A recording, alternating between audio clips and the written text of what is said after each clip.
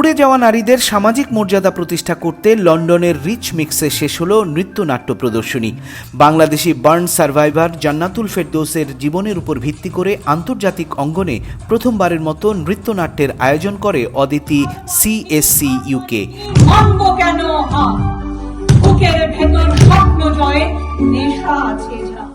2023 সালের বিবিসির প্রভাবশালী 100 নারীর তালিকায় স্থান পাওয়া জান্নাতুল ফেরদৌস মনে করেন, দগ্ধ নারীরা সমাজে সঠিক মূল্যায়ন পান না।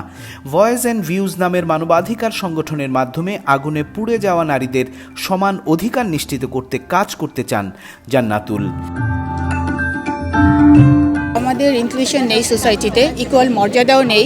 ফ্যামিলি লাইফে হোক, একটা সোশ্যাল লাইফ মানে শুধুমাত্র খাওয়া ভরণ পোষণ এসব না, যেটা মর্যাদার সঙ্গে বাঁচা এবং পূর্ণ মর্যাদা নিয়ে পারিবারিক জীবনে, সামাজিক জীবনে বাঁচা, সেটা আমি বলবো আমাদের বার্ন সার্ভাইভার নারীদের সবার নেই।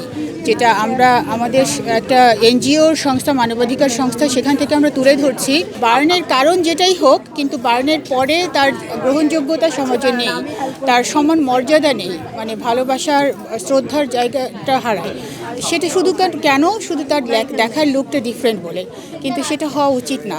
অবশ্যই যে আমরা তো মানুষ, আমার লুকটা যেমনই হোক সেটা অ্যাকসেপ্ট করতে হবে। আমি যদি আমার বেঁচে থাকা আমার চেহারাটাকে অ্যাকসেপ্ট করি যে আমি যেভাবে বেঁচে আছি আমি খুব খুশি, তাহলে সমাজের সমস্যা কোথায়? সবার যেমন মর্যাদা আছে আমাদেরও তেমন মর্যাদা থাকা উচিত। লন্ডনে অদিতি ড্যান্স অ্যান্ড ড্রামার আয়োজিত এর রাইজিং লায়নেস নৃত্যনাট্যের মাধ্যমে আন্তর্জাতিক কমিউনিটির কাছে দগ্ধ নারীদের সামাজিক মর্যাদা প্রতিষ্ঠায় জনমত সৃষ্টি করবে বলে মনে করেন অনুষ্ঠানের আয়োজক অদিতি রয়।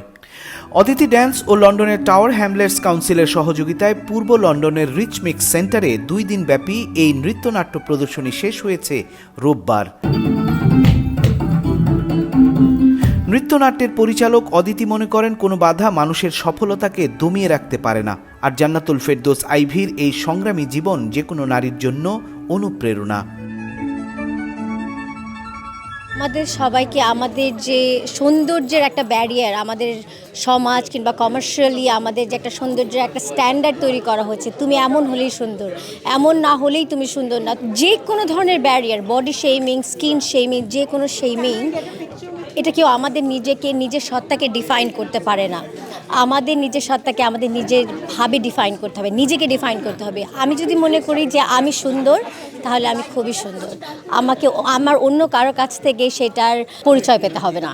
যখন আমি তার স্টোরিটা পড়লাম, আমার খুবই ভালো লেগেছে যে হচ্ছে সে শুধু বার্ন সার্ভাইভারই না, সে বার্ন সার্ভাইভার সকলকে নিয়ে কাজ করে, সমাজকে একটা নতুন জায়গায় নিয়ে যাওয়ার একটা চেষ্টা করছে।